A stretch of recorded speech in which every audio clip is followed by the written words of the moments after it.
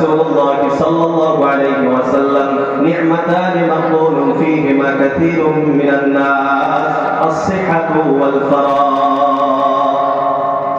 আল্লাহ রাব্বুল আলামিন বলেন ওয়াল আসর ইন্নাল ইনসানা লাফী খুসর। আল্লাহ রাব্বুল আলামিন কসম খেয়ে বলতেছেন ওয়াল আসরি, আসরের কসম, আসরের কসম, আসরের সময়ের কসম। আল্লাহ রাব্বুল আলামিন কসম খেয়ে বলতেছেন ইন্নাল ইনসানা লাফী খুসর, অবশ্যই দুনিয়ার সব মানুষ জাহান্নামী। এ বন্ধুরা আমার, এটা কি আমার বাড়ির কথা?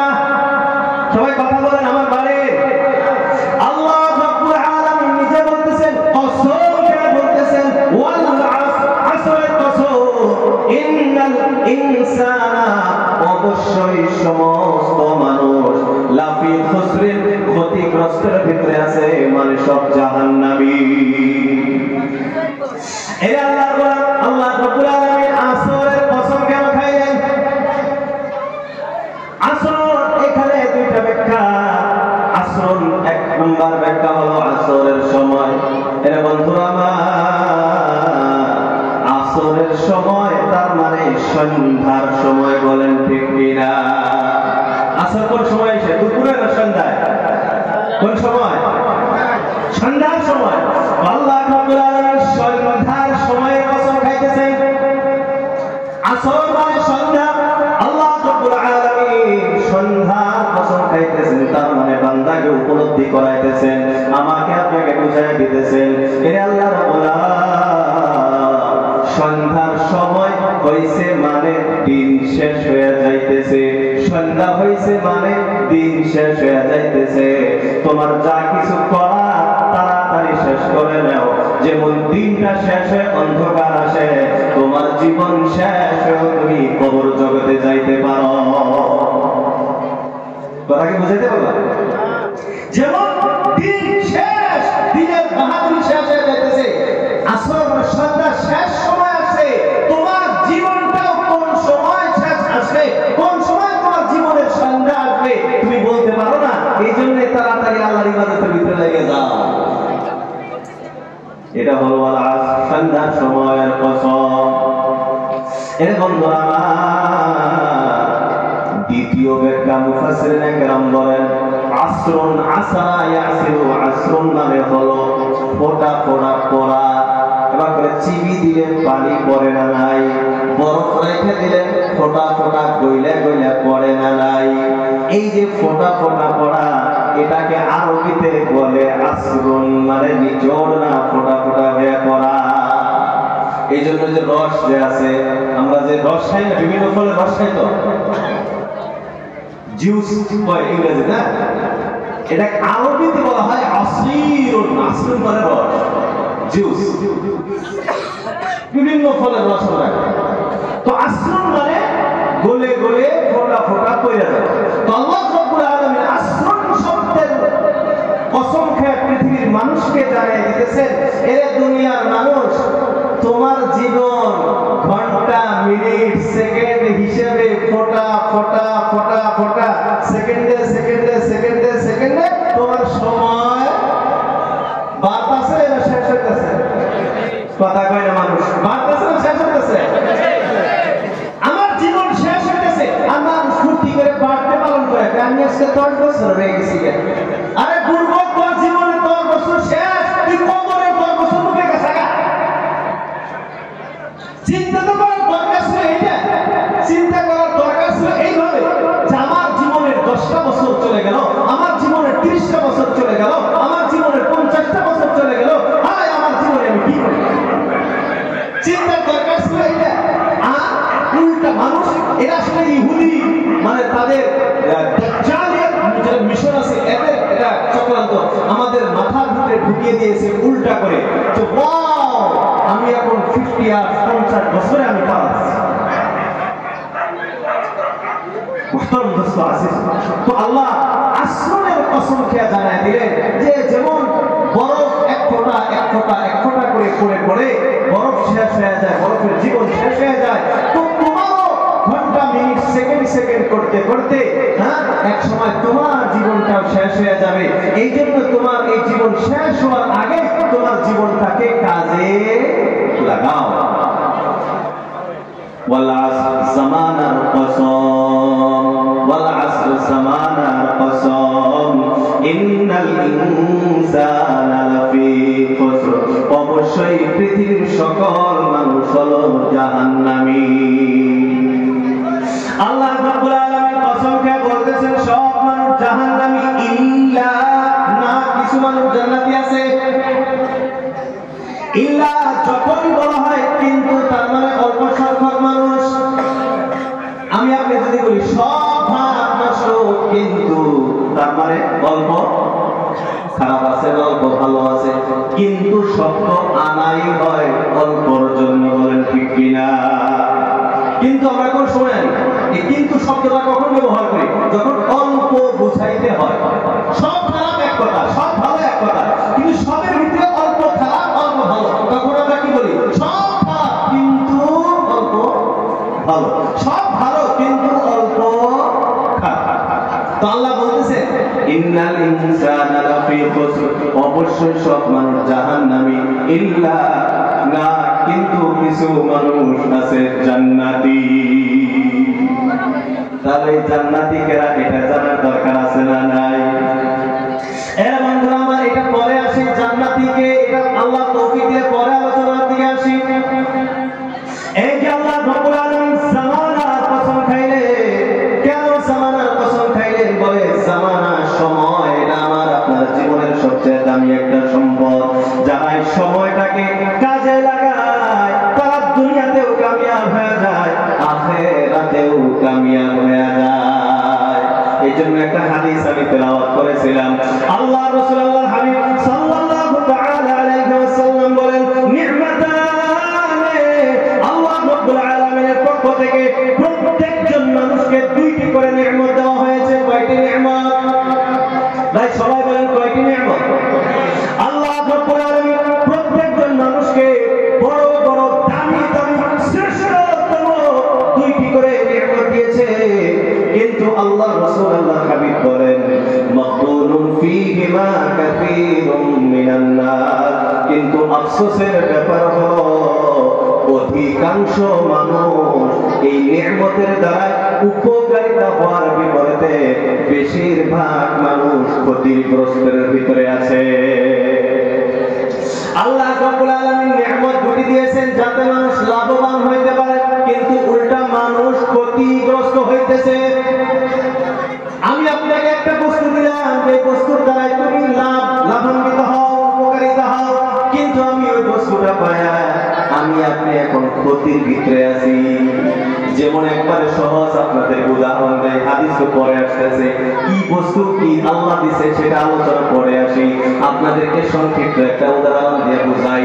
স্কুল বর্তমান ডিজিটাল হয়ে গেছে, ছাত্রদের মোবাইল ছাড়া করার চলে না, আছে না নাই? গাইডার ওই ছাত্র নিজের সন্তানের ভালোর জন্য, স্কুলের লেখাপড়ার জন্য, তার ভালোর জন্য নিয়ামত হিসেবে, গিফট হিসেবে একটা মোবাইল কিনে দেয়। কিন্তু এই ছাত্র মোবাইল পাওয়ার পর লাভান্বিত হওয়া তো দূরের কথা, নিজের জীবনটাকে ধ্বংস করে দেয়, বলেন ঠিক কিনা? তো আল্লাহ রাসূল আল্লাহর হাবিব সাল্লাল্লাহু আলাইহি ওয়াসাল্লাম বলেন, আল্লাহ রাব্বুল আলামিন দুইটি নিয়ামত বান্দা-বান্দীকে দিয়েছে, বড় দামি দুইটা নিয়ামত দিয়েছে, কিন্তু অধিকাংশ মানুষ এই নিয়ামতের ব্যাপারে ক্ষতিগ্রস্তের ভিতরে আছে। এর বন্ধুরা আমার, এই দুইটি নিয়ামত কি? এক নাম্বার, আল্লাহ রাসূল আল্লাহর হাবিব সাল্লাল্লাহু আলাইহি ওয়াসাল্লাম বলেন, as-sihhatu, সুস্থতা। দুই নাম্বার আল ফারাগ, অবসর সময়।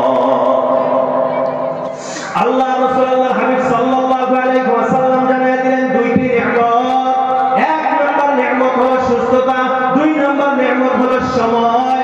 সুস্থতা এবং সময়, এই দুইটি নিয়ামত আল্লাহ রাব্বুল আলামিন প্রত্যেকজন বান্দা-বান্দীকে দিয়েছেন, কিন্তু অধিকাংশ মানুষ এর দ্বারা উপকারিতা হওয়া তো দূরের কথা, নিজেকে ক্ষতির দিকে নিয়ে যাইতেছে, বলেন ঠিক কিনা?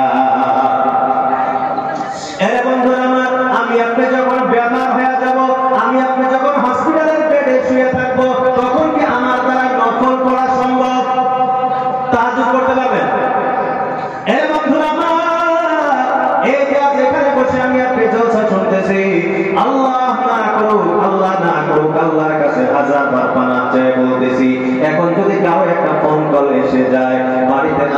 আল্লাহ না করুক কোনো দুর্ঘটনা হয়ে গিয়েছে, আপনি এখন ব্যস্ত হয়ে যাবেন, আপনার দ্বারা কি এই দিনই জলসা শোনা সম্ভব হবে?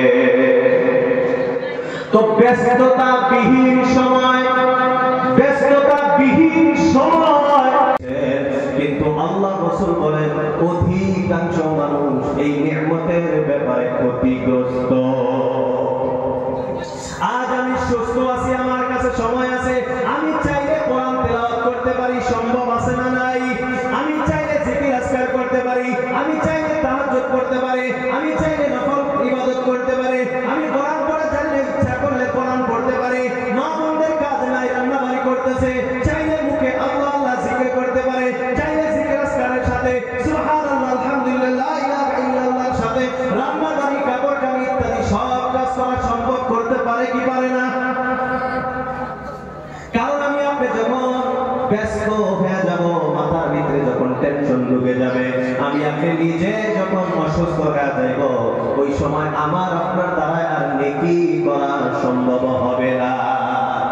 তো আল্লাহ রাসূল আল্লাহর হাবিব বলেন আল্লাহ রাব্বুল আলামিন প্রত্যেকজন মানুষকে দুইটি নিয়ামত দিয়েছেন, বড় বড় দুইটি নিয়ামত।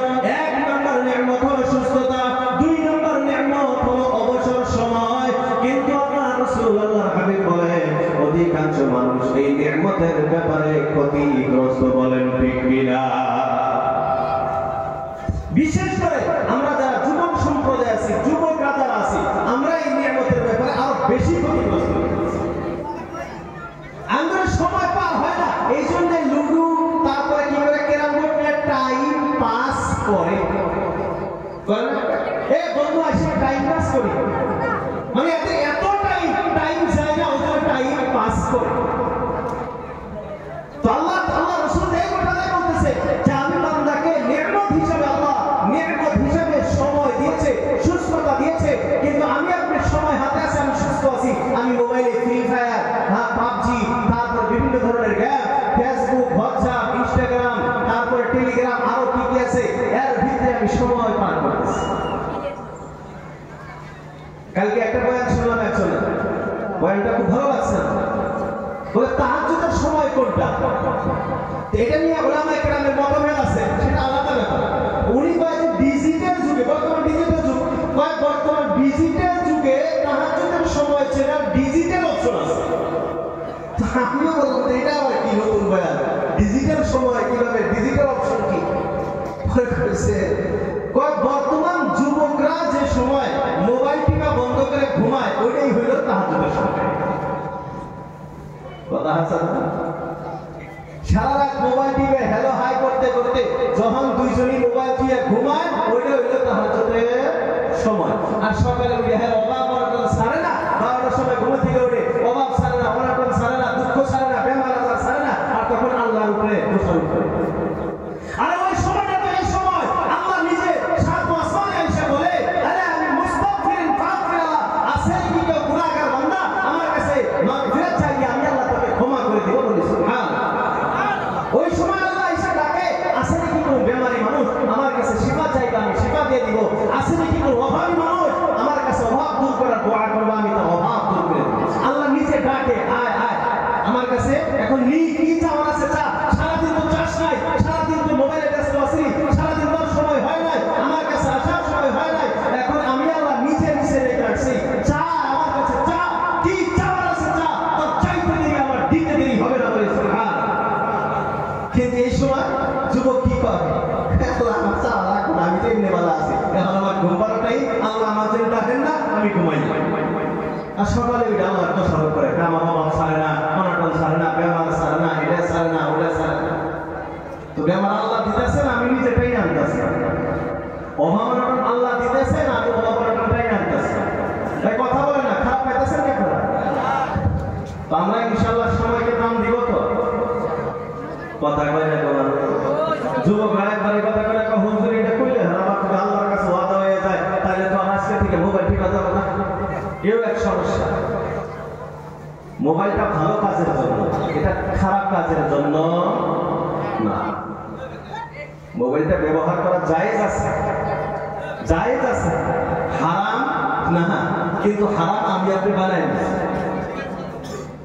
আল্লাহ রাব্বুল আলামিন বলেন ওয়া হাদাইনাহুন নাসতাইন, আমি আল্লাহ প্রত্যেকটা ব্যাপারে দুইটা রাস্তা রাখছি, দুইটা রাস্তা দেখাইছি, একটা জান্নাতের রাস্তা, একটা জাহান্নামের রাস্তা। মোবাইল আছে, এটা জান্নাতের রাস্তায় আপনি যাবেন না জাহান্নামের রাস্তায় যাবেন, এটা মোবাইলের ভিতরে, এটা আপনি নির্ধারণ করতে হবে। রাস্তা আছে দুইটা, কোন রাস্তায় চলবেন এটা আপনাকে ডিসাইড করতে হবে। তো মুহতারাম দোস্ত আজিজ, সময়, আল্লাহ রাসূল বলতেছেন যে সময় এবং সুস্থতা এটা আল্লাহর বড় দামি সম্পদ, আল্লাহর দামি নেয়ামত আমাকে আপনাকে দিয়েছেন, কিন্তু আমরা লাভান্বিত হওয়ার দূরের কথা উল্টা ক্ষতিগ্রস্তের ভিতরে আছি, ঠিক কিনা? সবাই ক্ষতির ভিতরে আছি আমরা। তো লাভান্বিত হওয়ার চেষ্টা করা লাগবে, তো তাই করা লাগবে কি লাগবে না? তাহলে কি আমি যখন সুস্থ আছি, আমি এখন সময় আমার হাতে আছে, আমি আল্লাহর কাছে সময়টাকে ব্যয় করবো তো ইনশাআল্লাহ। আরেকটা বস্তু আপনাদেরকে শোনাই সময়ের ব্যাপারে। পৃথিবীতে কাল কয়টা, যুগ কয়টা? যুগ বা কাল কয়টা? তিনটা, অতীত, বর্তমান, ভবিষ্যৎ। এই তিনটাই তো, এর চেয়ে আরো কিছু আছে? যুবকরা কথা বলেন না কেন, রাগ করতেছেন? তাহলে কথা বল আমার সাথে। আমি তো ক্লাস, আমি বয়ানের চেয়ে বেশি ক্লাস করি, বয়ানের চেয়ে আমার বেশি ক্লাস হয়, এই জন্য আমার সাথে কথা বলতে হবে। তো জামানা বা যুগ হইল তিনটা, অতীত, বর্তমান, ভবিষ্যৎ। এখন এই তিনটা যুগ নিয়ে ইসলাম কি বলে এটা আমার আপনার জানার দরকার আছে না? অতীতের ব্যাপারে ইসলামের আদর্শ হলো যদি গুনাহ করে থাকো তওবা করো, শেষ। আর যদি নেকি করে থাকো আল্লাহর প্রশংসা আদায় করো, আল্লাহ আমি এই নেকি করছি আলহামদুলিল্লাহ, তাহলে আল্লাহ আরো নেকি করার তৌফিক দিবেন। গুনাহ করেছেন স্মরণ করেন, আল্লাহ আমি তো এই গুনাহ করছিলাম, আল্লাহ আমাকে মাফ করে দেন। অতীতের ঝামেলা শেষ। এখন আলোচনা কয়টা?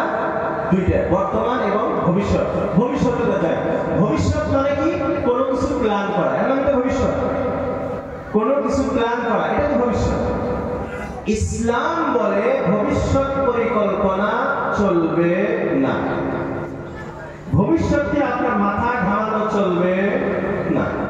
বলবেন হুজুরের আবার কি কথা বল, আপনি না কালকে কি করবেন এটা প্রোগ্রাম নিয়ে তৈরি দিয়েছেন, সবার ডেট নিয়ে তৈরি দিয়েছেন। বলার উদ্দেশ্য হলো ভবিষ্যতে আপনি এটা করবেন ওটা করবেন এটা করবেন, এটা না, আপনার পরিকল্পনা করতে হবে, কিন্তু সব কিছু ছাড়তে হবে কার উপরে? আল্লাহর উপরে। আপনি কাজ করতে হবে, সব কিছু নিয়ে ঠিক আছে, কিন্তু হবো ওইটাই যেটা আল্লাহ লিখে দিয়েছে। আল্লাহ রাসূলুল্লাহ হাবিব সাল্লাল্লাহু আলাইহি ওয়াসাল্লাম বলেন লা ইসতামাআতিল উম্মাহ, সারা বিশ্ব একত্রিত হইয়া, সারা পৃথিবীর মানুষ, জীবজন্তু যা কিছু আছে সারা পৃথিবী মিলে তোমার যদি কেউ সামান্যতম উপকার করতে চায়, আল্লাহ রাসূলুল্লাহ হাবিব সাল্লাল্লাহু আলাইহি ওয়াসাল্লাম বলেন কেউ তোমার সামান্যতম উপকার করতে পারবে না। হ্যাঁ, অতটুকু উপকার করতে পারবে যতটুকু উপকার আল্লাহ রাব্বুল আলামিন আগেই তোমার জন্য লিখে রাখছে। যতটুকু আল্লাহ আমার আপনার তকদীরের জন্য লিখে রাখছে অতটুকুই আপনার উপকার করতে পারবে, এছাড়া কোনো উপকার কারো পক্ষে করা সম্ভব না। আমার আল্লাহ রাসূল বলেন পৃথিবী মিলে যদি তোমার ক্ষতি করতে চায়, সারা পৃথিবী মিলে যদি ক্ষতি করতে চায়, চুল পরিমাণ কেউ তোমার ক্ষতি করতে পারবে না। হ্যাঁ, অতটুকুই তোমার ক্ষতি হবে যতটুকু আল্লাহ আগেই কথা কয় লেখা রাখছে। এই কথা বলার পর আল্লাহ রাসূলুল্লাহ সাল্লাল্লাহু আলাইহি ওয়াসাল্লাম বলেন, সবাই কথাটা ধ্যান দিয়ে শুনবেন। আল্লাহ রাসূল বলেন রুফিআতিল আকলাম ওয়া জাফাতিস সুহুফ, যে কলম দিয়ে ভাগ্য লেখা হয়েছিল এই কলম আল্লাহ উঠায় নিছে, যে কালি দিয়ে লিখছিল কালি শুকিয়ে গেছে, এখন কোন আরো ভাগ্য বদলিব? তাহলে এজন্য আল্লাহ বলেন ওয়া তাওয়াক্কাল আলাল হাইয়্যিল্লাযী লা ইয়ামুত, এ বান্দা ওই আল্লাহর উপরে ভরসা কর যে আল্লাহ কোনোদিন মরবে না। আল্লাহ মরণ আছে? আল্লাহ মরণ আছে?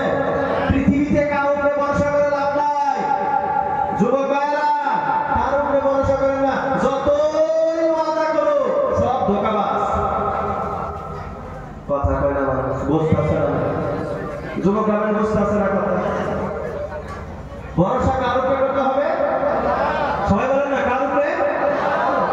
আল্লাহ বলেন ওয়া আলাল্লাহি ফালিয়াতাওয়াক্কালিল মুমিনুন, যারা ঈমানদার তাদের কর্তব্য তারা তো শুধু আল্লাহ